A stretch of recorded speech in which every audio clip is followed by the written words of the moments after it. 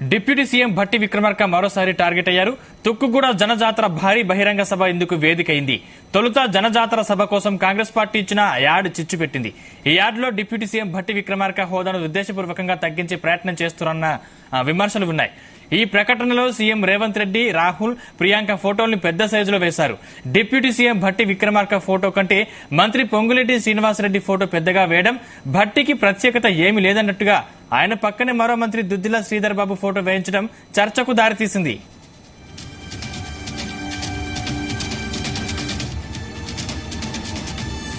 మరో ఘటనలో deputy CM Bhatti Vikramarka కాన్వాయ్ని అనుమతించకుండా పోలీసులు అడ్డుకున్నారని సమాచారం. డిప్యూటీ సీఎం సిబ్బంది చెబుతున్నా వినకుండా అడ్డుపడ్డారని తెలుస్తోంది. వాహనానికి డయాస్ పాస్ ఉందని చెబుతున్నా వినకుండా భట్టి డ్రైవర్ శ్రీనివాస్ పై రాచకుండా పోలీసులు చేయి చేసుకున్నారని సమాచారం. సభ ప్రాంగణంలోకి కారును అనుమతించకుండా పోలీసులు వాహనాన్ని పక్కన నిలిపివేశారు. సమస్య సద్దుమణిగిన తర్వాత తిరిగి డ్రైవర్ని పిలిపించి మళ్లీ చేయి చేసుకున్నారన్న విషయం సంచలనంగా మారింది.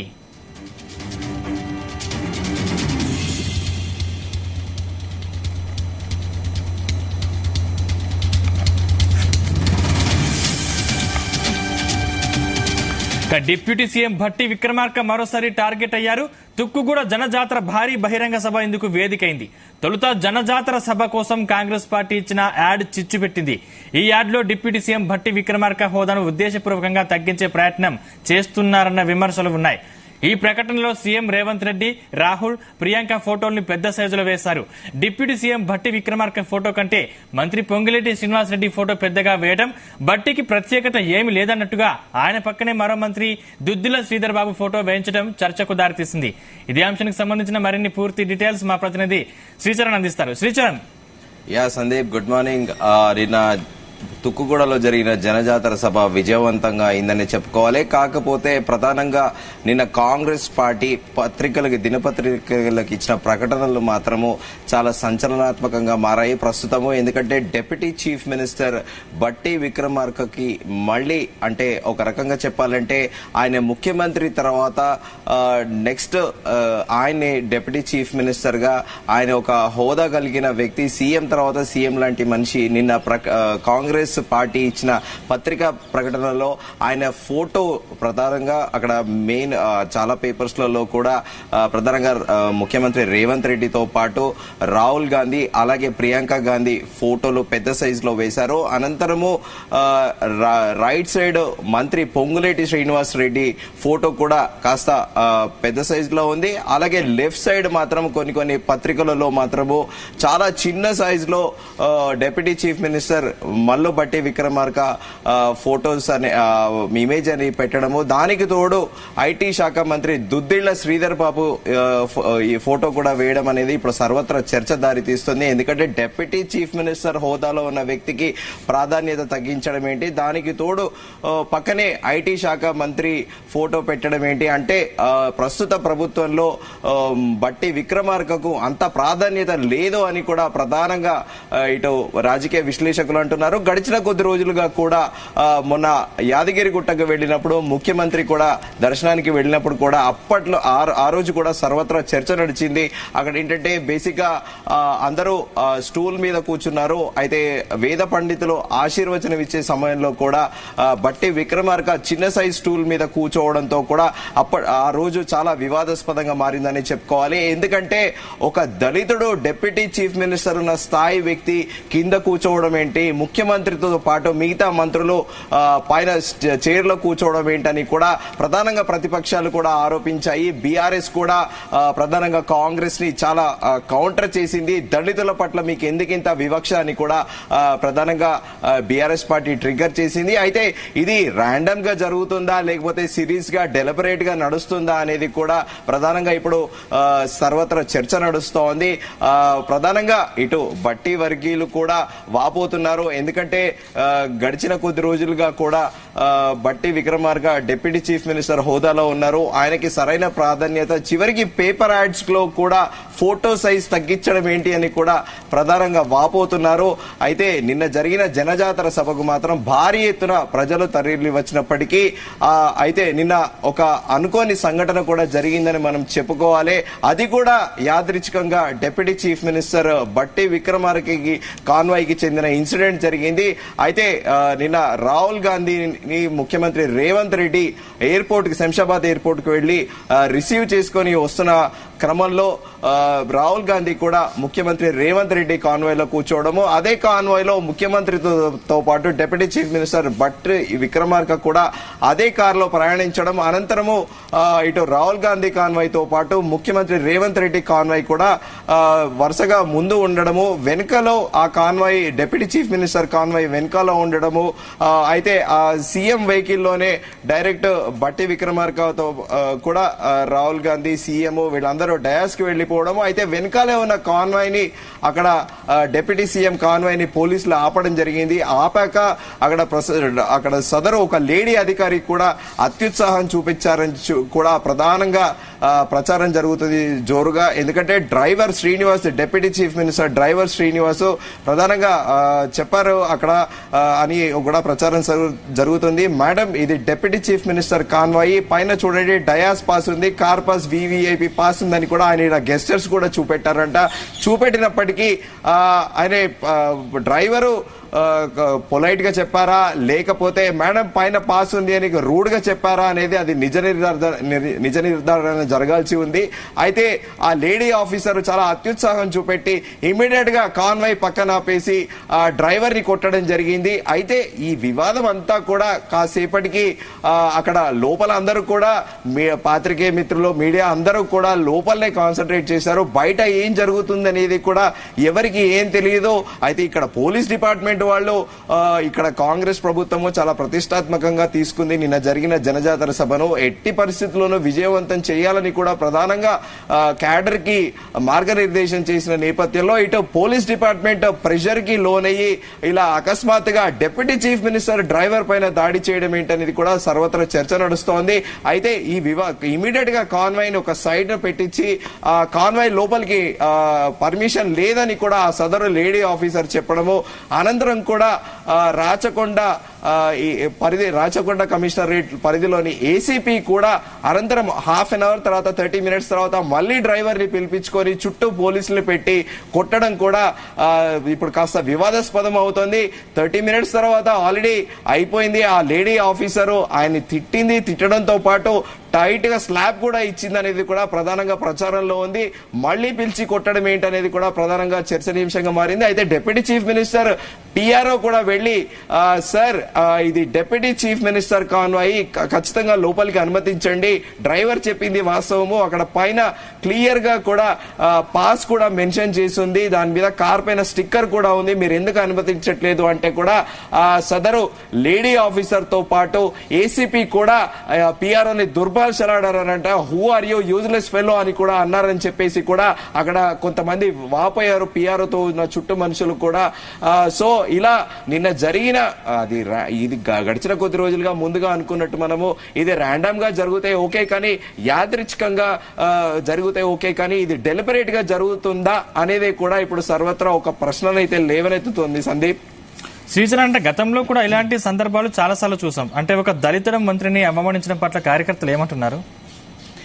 అయితే అదే ముందుగా అనుకున్నట్టు మనము ప్రధానంగా ఇది గడిచిన కొద్ది రోజులుగా ఇది సిరీస్ వైజ్ గా ఇన్సిడెంట్లు జరుగుతున్న నేపథ్యంలో అలాగే దానితో పాటు రీసెంట్ గా కూడా ఇక్కడ రంజాన్ సందర్భంగా ఇక్కడ ఈవినింగ్ పూట ముస్లిమ్స్ రోజా తర్వాత కూడా వాళ్ళు ప్రధానంగా సెలబ్రేట్ చేసుకుంటారు.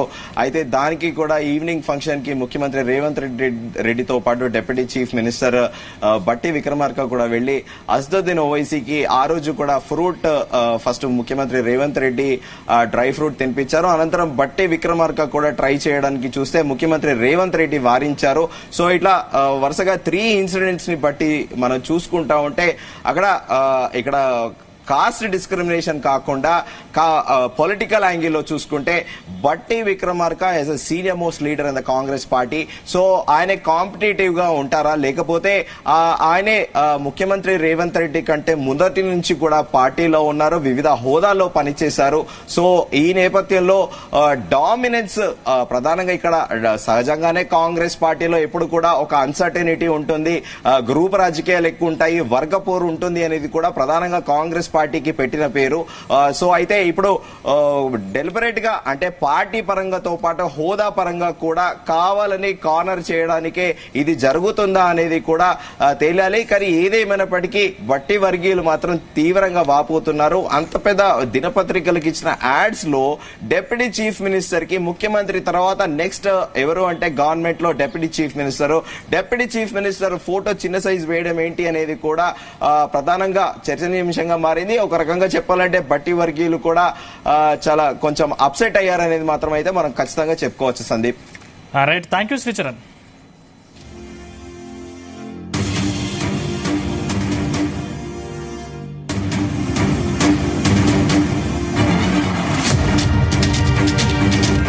మరో ఘటనలో deputy CM Bhatti Vikramarka convoy ని అనుమతించకుండా పోలీసులు అడ్డుకున్నారని సమాచారం. డిప్యూటీ సీఎం సిబ్బంది చెబుతున్నా వినకుండా అడ్డుపడ్డారని తెలుస్తోంది. వాహనానికి డయాస్ పాస్ ఉందని చెబుతున్నా వినకుండా భట్టి డ్రైవర్ శ్రీనివాస్ పై రాచకుండా పోలీసులు చేయి చేసుకున్నారని సమాచారం. సభ ప్రాంగణంలోకి కారును అనుమతించకుండా పోలీసులు వాహనాన్ని పక్కన నిలిపివేశారు. సమస్య సద్దుమణిగిన తర్వాత తిరిగి డ్రైవర్ ని పిలిపించి మళ్లీ చేయి చేసుకున్నారన్న విషయం సంచలనంగా మారింది. ఇదే అంశానికి సంబంధించిన మరిన్ని పూర్తి డీటెయిల్స్ మా క్రైమ్ బ్యూరో చీఫ్ రవితేజ అందిస్తారు. రవితేజ, నిన్న తుక్కుగూడలో కాంగ్రెస్ జనజాతర సభలో డిప్యూటీ సీఎం డ్రైవర్ శ్రీనివాస్ పై దాడి చేసినటువంటి ఘటన వెలుగులోకి వచ్చింది. డిప్యూటీ సీఎం భట్టి విక్రమార్క వాహనానికి ఆల్రెడీ డయాస్ పాస్ ఉంది. వాహనాన్ని అనుమతించాల్సి ఉంటుంది. ఎందుకంటే ప్రోటోకాల్ ప్రకారంగా డిప్యూటీ సీఎం వాహనాలు కూడా సభ ప్రాంగణానికి పంపించాల్సినటువంటి బాధ్యత పోలీసుల పైన ఉంటుంది. రాహుల్ గాంధీ ప్రసంగం ముగిసి రేవంత్ రెడ్డి ప్రసంగం జరుగుతుండగా సభ ముగుస్తుంది అని మరి కాసేపట్లో డిప్యూటీ సీఎం వాహనం ఒకటి కాన్వాయ్ వాహనం తను పర్సనల్ గా ఉపయోగించేటువంటి వాహనం లోనికి వెళ్లేందుకు వాహనం వస్తుండగా పోలీసులు దాన్ని అడ్డుకోవడము, డ్రైవర్ శ్రీనివాస్ కు పోలీసులకు అప్పుడే వాగ్వాదం జరగడము, తనకు డయాస్ పాస్ ఉంది, తన వాహనానికి అనుమతి ఉంది, కావాలంటే మీరు లిస్ట్ చెక్ చేసుకోండి అంటూ కూడా తను కోరడంతో అవేవి పట్టించుకోకుండా రాచకొండ పోలీసులు అతని పైన దాడి చేస్తున్నటువంటి వీడియోలు ఇప్పుడు సోషల్ మీడియాలో తీవ్ర వైరల్ గా మారాయి.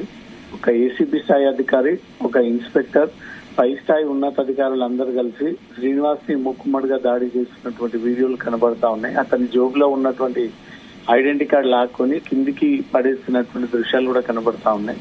ఒక డిప్యూటీ సీఎం డ్రైవర్ అని తెలిసినప్పటికీ, ఆ వాహనానికి అనుమతి ఉందని తెలిసినప్పటికీ, డయాస్ పాస్ ఉందని తెలిసినప్పటికీ కూడా పోలీసులు అవేవి పట్టించుకోకుండా అతను చెప్పేటువంటి మాటలు వినకుండా ఉన్నతాధికారులు, అక్కడ ఉన్నటువంటి స్థానిక సిబ్బంది అందరూ కూడా అక్కడ దౌర్జన్యంగా అతనిపై దాడి చేస్తూ, చెంపలపైన దాడి చేస్తూ మళ్ళీ కొద్దిసేపు తర్వాత ఉన్నతాధికారుల ఆదేశాల మేరకు పిలిచి మళ్ళీ అతన్ని దాడి చేసినట్టుగా కూడా సమాచారం అందుతుంది. ఈ విషయం ఇప్పటికే భట్టి విక్రమార్క కూడా తన పర్సనల్ డ్రైవర్ ఇన్ఫర్మేషన్ షేర్ చేసినట్టుగా తెలుస్తుంది. దీనిపైన ఒక ఫిర్యాదు కూడా అందజేయనున్నాడు డ్రైవర్.